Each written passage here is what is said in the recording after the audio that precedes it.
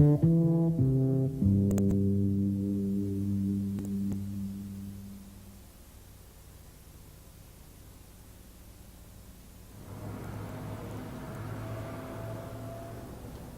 automobiliste sait qu'une huile est nécessaire à la lubrification du moteur de sa voiture.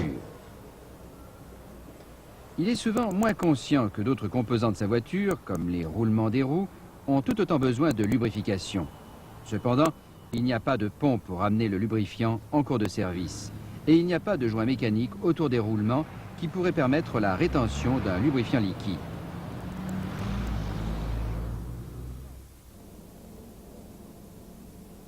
En fait, il existe un système ponctuel de lubrification relativement étanche en soi-même. La graisse. Elle est son propre réservoir pour le lubrifiant qu'elle contient. Elle protège les roulements de la poussière, source d'usure, et de l'humidité, source de corrosion. La graisse incorpore dans sa composition une huile lubrifiante appropriée à l'utilisation prévue. Ce lubrifiant est choisi parmi les nombreuses huiles minérales et synthétiques disponibles. Le lubrifiant est mélangé à une beaucoup plus petite quantité, généralement 10 à 15%, d'un agent gélifiant, aussi appelé le savon. Il existe de nombreux types d'agents gélifiants ou savons. Puis sont ajoutés les additifs qui peuvent être requis pour apporter à la graisse des propriétés particulières. À partir de ces composants, Shell a développé plus de 100 différentes graisses correspondantes à différentes applications. La fabrication des graisses relève de techniques hautement spécialisées. Les produits de base nécessaires à la formation du savon sont d'abord sélectionnés, dans les quantités appropriées à la fabrication concernée. La saponification s'effectue après mélange intime d'une partie de l'huile, de l'acide gras et de la lessive alcaline dans un autoclave dans lequel on élève la température jusqu'à 150 à 210 degrés centigrades environ et la pression jusqu'à 4 bars. La réaction de saponification étant effectuée, le mélange passe dans les malaxeurs. La graisse se refroidit lentement, reçoit la quantité définitive d'huile et éventuellement d'additifs. La vitesse de refroidissement a une grande influence sur la stabilité physique et mécanique de la graisse. La graisse est donc finalement une sorte d'éponge constituée par un savon et imbibée d'huile. L'utilisation la plus courante des graisses est la lubrification des roulements. Il en existe de nombreux types. Les 4 principaux sont les roulements à aiguille, à rouleau conique, à bille et à rouleau. Ils peuvent être très petits, comme ceux incorporés dans les gyroscopes d'avion,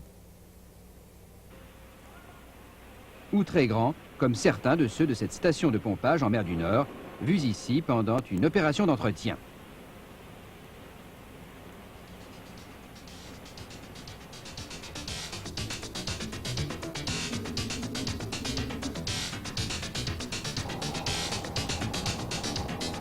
Si un axe tourne ou bouge, quelque part, il doit y avoir une lubrification adéquate.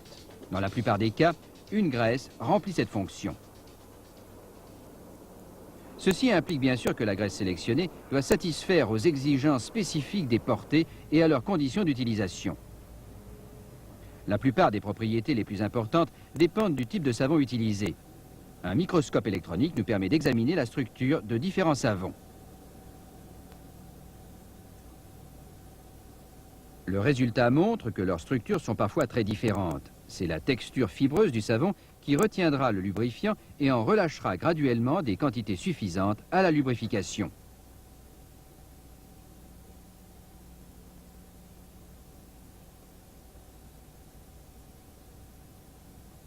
Le savon de lithium est le plus couramment utilisé pour la fabrication des graisses polyvalentes. Il permet d'obtenir des graisses utilisables à des températures allant jusqu'aux alentours de 150 degrés centigrades.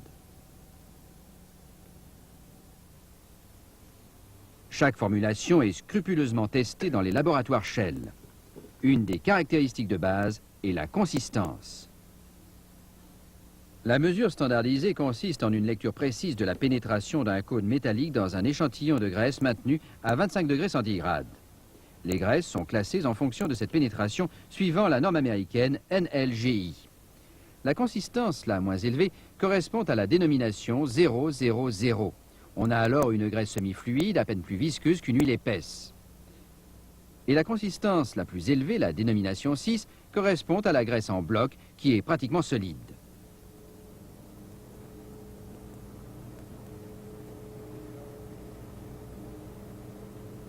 Les grades les plus couramment utilisés sont les consistances 1, 2 et 3. Les consistances 1 et 2 correspondent aux charges modérées, avec éventuellement de longues canalisations de graissage centralisées. Et avec des huiles de base spécialement choisies, elles peuvent satisfaire aux conditions de basse température. La consistance 2 satisfera plus particulièrement au roulement tournant à température normale et à relativement haute vitesse. La consistance 3 sera requise à plus haute température ou quand l'axe est monté verticalement. Pour les très grands roulements, au-delà de 75 mm d'alésage, et pour ceux qui sont scellés à vie.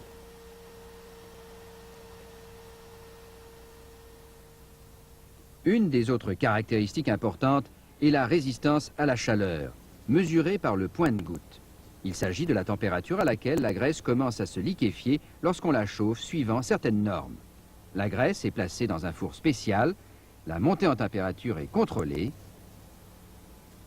et un détecteur repère le moment précis où une goutte apparaît.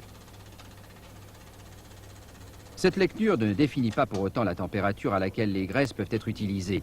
En première approximation, on peut considérer que la température maximale d'utilisation est théoriquement voisine de 7/10 de celle de son point de goutte. Les environnements de haute température prolongée sont un facteur important. En effet, en présence d'oxygène, les hautes températures résulteront en une oxydation et en un durcissement de la graisse, donc aussi en une lubrification réduite. Une corrosion chimique du roulement peut en résulter.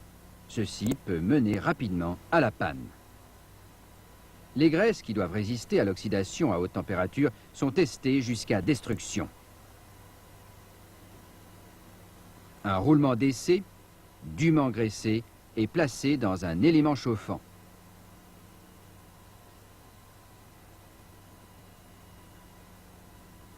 Le roulement est amené à température prédéterminée. Puis on le fait tourner en charge à 10 000 révolutions par minute, jusqu'à ce qu'il grippe. Les conséquences sur le roulement sont catastrophiques. Mais le test a montré que la graisse a rempli sa fonction en lubrifiant effectivement à 175 degrés centigrades, pendant plus de 500 heures de service continu.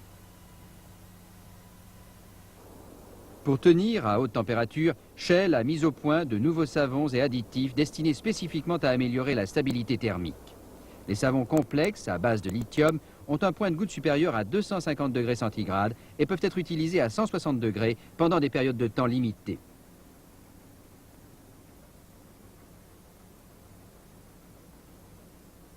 Une des caractéristiques importantes des graisses est leur résistance à l'eau, car il s'agit là d'un des éléments les plus agressifs à leur égard. Des tests sont pratiqués pour mesurer les entraînements relatifs de graisse par projection d'eau. L'eau, sous forme de vapeur ou d'un degré hygrométrique élevé de l'air, peut bien évidemment générer la corrosion des roulements. Ainsi, des graisses spéciales ont été mises au point comportant des propriétés anticorrosion pour protéger les roulements travaillant dans des environnements humides. Comme on peut le voir, les effets de la corrosion sur un roulement ne peuvent que mener rapidement à sa détérioration. De même, très importante est la faculté de la graisse à résister aux chocs mécaniques. La caractéristique correspondante est la stabilité mécanique. Au laboratoire, une graisse EP, extrême pression, supposée avoir une bonne stabilité mécanique, est testée pour contrôler son comportement sous choc répété. Le roulement est soumis à des coups de marteau-pilon à raison d'1 par seconde pendant 144 heures. Puis, le réceptacle placé sous le roulement est examiné pour déterminer précisément la quantité de graisse qui s'y trouve, mesurant par là la défaillance mécanique de la structure de la graisse sous les chocs. Les nouvelles graisses au savon complexe sont beaucoup plus stables que les graisses conventionnelles au lithium.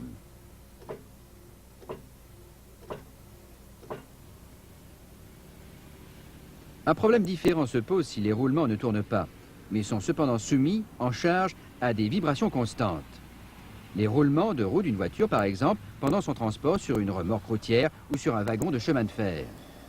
Des roulements qui ne bougent nullement et qui, éventuellement, ne sont même pas en charge, peuvent cependant être soumis à des vibrations, provenant par exemple de machines avoisinantes.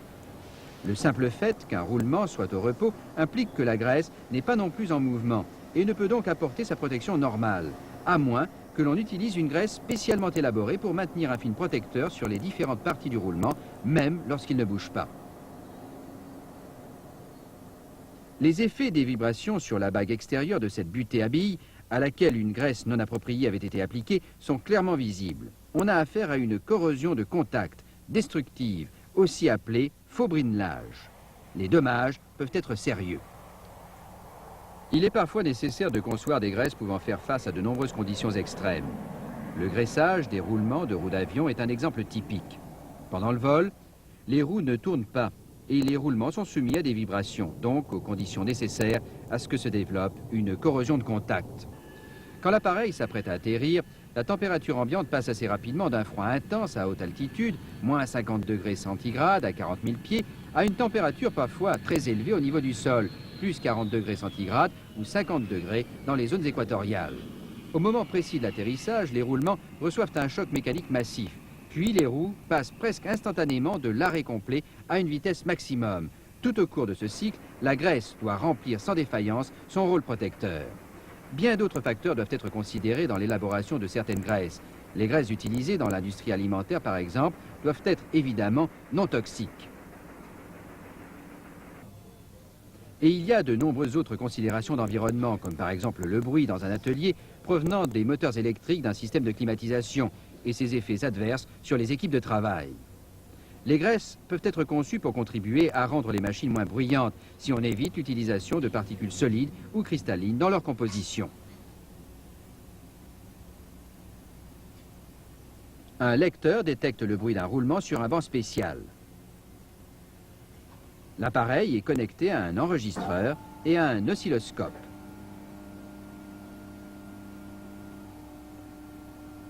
Une graisse bruyante produit une bande sonore large. Moins bruyante sera la graisse, plus étroite sera la bande sonore. Il importe évidemment d'arriver à ces résultats sans modifier les qualités intrinsèques de la graisse. Les graisses sont aussi testées pour déterminer combien d'huile s'en séparera dans des conditions de haute température et de travail difficile. Il est important et normal qu'une exudation d'huile se produise, sinon la graisse ne serait pas assez lubrifiante à l'utilisation. Une exudation raisonnable, 2 à 4% maximum, n'appelle aucun commentaire qualitatif adverse. L'exudation sera visible principalement après un stockage prolongé. Il est essentiel que la graisse soit renouvelée à intervalles réguliers et en quantité adéquate. Les roulements souffriront s'il y a trop peu de graisse, mais ils souffriront aussi s'il y en a trop. Une surchauffe surviendrait avec un manque de lubrification prématuré par rapport aux échéances normales de graissage. Pour s'assurer que la quantité correcte de graisse a été mise en place, l'opérateur contrôle que la graisse qu'il injecte a bien chassé toute celle qui avait fait son office, jusqu'à ce qu'un peu de graisse neuve soit chassée à son tour. Il faut alors faire tourner la machine pour que l'excès puisse être éliminé. Puis, seulement alors, on referme le carter, si carter il y a. Une quantité adéquate est en place. Les systèmes automatiques de graissage assurent, par des jeux de câbles ou des disques de régulation, que les quantités voulues sont mises en place à l'endroit et au moment voulu. Quel que soit le roulement ou le système de graissage, il est essentiel que les recommandations du constructeur soient suivies scrupuleusement pour ce qui est du type de graisse, des quantités et des périodicités de renouvellement.